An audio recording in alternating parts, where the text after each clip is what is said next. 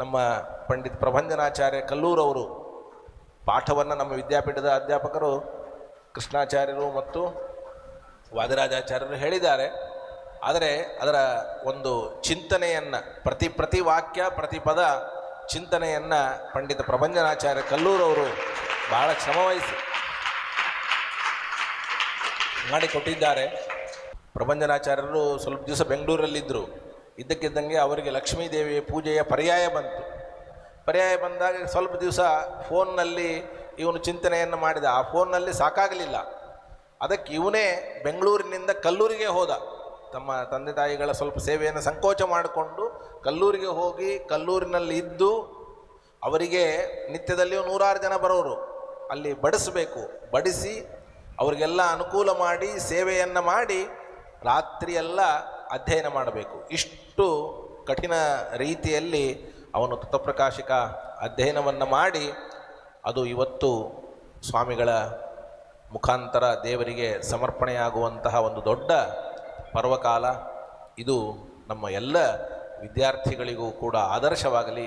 ಈ ತರಹದ ವಿದ್ಯಾರ್ಥಿಗಳ ಪರೀಕ್ಷಾ ಪರಂಪರೆ ಸ್ವಾಮಿಗಳ ಅನುಗ್ರಹದಿಂದ ಅವರ ಒಂದು ಪ್ರೋತ್ಸಾಹ. ಇಷ್ಟು ಜನ ಇವತ್ತು ಯಾವುದೇ ವಿದ್ಯಾಪೀಠದ ವಿದ್ಯಾರ್ಥಿಗಳಲ್ಲಿ ಅವರು ಪರೀಕ್ಷೆ ಅಂತ ಅನ್ನಬೇಕು ಅಂದರೆ ಅದಕ್ಕೆ ಸ್ಫೂರ್ತಿ ಸ್ವಾಮಿಗಳು. ಸುಧಾಕರಾಚಾರ್ಯ ಅವರು ಕೂಡ ನನಗೆ ಮುಖ್ಯ ಭಾಗ ತೃತೀಯಾಧ್ಯಾಯದ ತೃತೀಯ ಪಾದ, ಇದು ಅನೇಕ ಸೂತ್ರಗಳಿದ್ವು.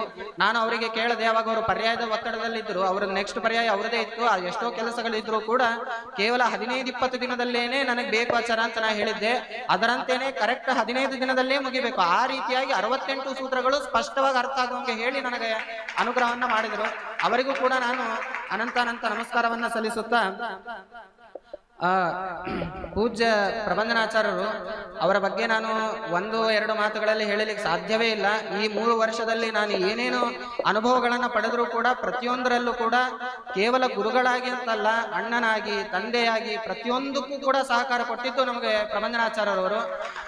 ಅವರು ನನಗೆ ಸಹಪಾಠಿಗಳು ಅಂತ ಇರಲಿಲ್ಲ. ಆ ಸಮಯದಲ್ಲಿ ನಾನು ಒಬ್ಬನೇ ಒಪ್ಕೊಂಡಿರೋದ್ರಿಂದ ಅವಾಗ ನನಗೆ ಏನೇ ಬೇಕು, ಏನೇ ಒಂದು ತಯಾರಿ ಆಗಿದೆ ಅಂತಂದ್ರೆ ಅದು ಗೊತ್ತಾಗಬೇಕಂದ್ರೆ ಪ್ರಬಂಧನಾಚಾರ್ಯ ಹತ್ರ ಹೋಗ್ಬೇಕು. ಅವ್ರ ಹತ್ರ 4 ಸೂತ್ರ ಒಪ್ಸೋದು, 5 ಸೂತ್ರ ಒಪ್ಸೋದು ಅಂತ ಈ ರೀತಿಯಾಗಿ ನಾವು ಒಪ್ಪಿಸ್ತಾ ಪೂರ್ಣ ಮುಗಿಸೋತನೂ ಕೂಡ ಯಾವತ್ತೂ ಅವರು ಬೇಜಾರು ಪಟ್ಟುಕೊಳ್ಳೋದೇನೆ.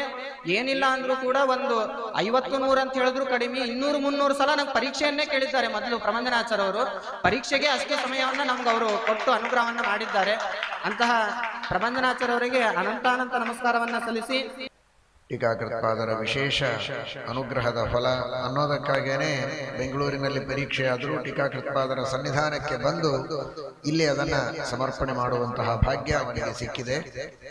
ಪ್ರಭಂಜನಾಚಾರ್ಯ ಕಲ್ಲೂರು ಅವನ ಬಗ್ಗೆಯೂ ಹೇಳಿದರು. ಬಹಳ ಶ್ರದ್ಧೆಯಿಂದ ಪ್ರೀತಿಯಿಂದ ಅವನಿಗೆ ಮೇಲಿಂದ ಮೇಲೆ ಚಿಂತನೆ ಹೇಳೋದಲ್ಲದೆ ಪರೀಕ್ಷೆಯನ್ನು ತೆಗೆದುಕೊಂಡು ಪ್ರೋತ್ಸಾಹನೆಯನ್ನ ಕೊಟ್ಟಿದ್ದಾನೆ ಪಂಡಿತ ಪ್ರಭಂಜನಾಚಾರ್ಯ. ಸುಧಾಕರಾಚಾರ್ಯ ಕಲ್ಲೂರ್ ಅವನು ಕೂಡ ಬಹಳ ವಿಶೇಷವಾಗಿ ಪರೀಕ್ಷೆಗೆ ಅವನನ್ನು ಪಾಠ ಹೇಳಿ ಸಿದ್ಧಪಡಿಸಿ ತಯಾರು ಮಾಡಿಸಿದ್ದಾರೆ. ಈ ಎಲ್ಲ ಅಧ್ಯಾಪಕರ ಚಿಂತನ ಮಾಡಿಸಿದವರ ವಿಶೇಷವಾದಂತಹ ಪ್ರಯತ್ನ. ಇದೀಗ ಅವನೇ ಹೇಳಿದ ಹಾಗೆ ಪಂಡಿತ ಸತ್ಯಧ್ಯಾನಾಚಾರ್ಯರ ವಿಶೇಷವಾದಂತಹ ಪ್ರೋತ್ಸಾಹ, ಪಂಡಿತ ಪಾಂಡುರಂಗಿ ಮಧುಸೂದನಾಚಾರ್ಯರ ವಿಶೇಷವಾದಂತಹ ಪ್ರೋತ್ಸಾಹ, ಇದನ್ನು ಕೊಡಲೇಬೇಕು ಅಂತ ಅವನಿಗೆ ಪ್ರೋತ್ಸಾಹನೆಯನ್ನು ಕೊಟ್ಟು ಅದಕ್ಕೆ ಅನುಕೂಲತೆಗಳನ್ನು ಎಲ್ಲ ವ್ಯವಸ್ಥೆಗಳನ್ನು ಮಾಡಿಕೊಟ್ಟು ಈ ರೀತಿ ಅವನು ಉತ್ತಮವಾಗಿ ತಯಾರಾಗುವುದಕ್ಕೆ ಮಾಡಿದ್ದಾರೆ. ಎಲ್ಲ ಜಯತೀರ್ಥ ವಿದ್ಯಾಪೀಠದ ಉಳಿದೆಲ್ಲ ಅಧ್ಯಾಪಕರು ಕೂಡ ಬಹಳ ವಿಶೇಷವಾಗಿ ಅವನಿಗೆ ಈ ಸಾಧನೆಗೆ ಪ್ರೋತ್ಸಾಹನೆಯನ್ನು ನೀಡಿದ್ದಾರೆ. ಈ ಸಮಗ್ರ ತತ್ವಪ್ರಕಾಶಿಕೆಯ 91 ಅಂಕಗಳನ್ನು ಅವನು ಪಡೆದುಕೊಂಡು ತತ್ವಪ್ರಕಾಶಕ ವಿಶಾರದನಾಗಿ ಅತ್ಯುತ್ತಮ ಶ್ರೇಣಿಯಲ್ಲಿ ಉತ್ತೀರ್ಣನಾಗಿದ್ದಾನೆ.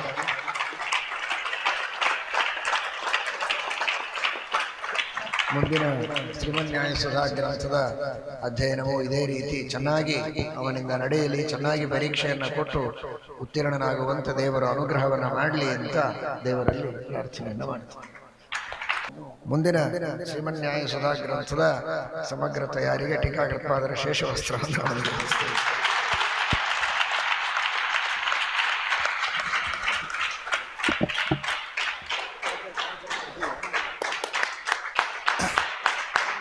ಪ್ರಭಂಜನಾಚಾರ್ಯರು ಅವನಿಗೆ ಒಂದು ಬೆಳ್ಳಿ ಕಲಶವನ್ನು ಎಲ್ಲವನ್ನು ಮಹಾಸ್ವಾಮಿಗಳು ಅನುಗ್ರಹ ಮಾಡ್ತಾ ಇದ್ದಾರೆ. ಒಟ್ಟಾರೆ 91 ಅಂಕಗಳನ್ನು ಪಡೆದು ಅವನು ತತ್ವಪ್ರಕಾಶಿಕ ವಿಶಾರದನಾಗಿ ಮಹಾಸ್ವಾಮಿಗಳ ಅನುಗ್ರಹವನ್ನು ಪಡಿತಾ ಇದ್ದಾನೆ. ಮಹಾಸ್ವಾಮಿಗಳು ತತ್ವಪ್ರಕಾಶಿಕಕ್ಕೆ 1,00,000 ರೂಪಾಯಿ ಸಂಭಾವನೆ ಕೊಟ್ಟು ಸಮಗ್ರವಾದ ತತ್ವಪ್ರಕಾಶಿಕಾದ ಸಂಭಾವನೆಯನ್ನು ಕೊಟ್ಟು ಅನುಗ್ರಹಿಸ್ತಾ ಇದ್ದಾರೆ.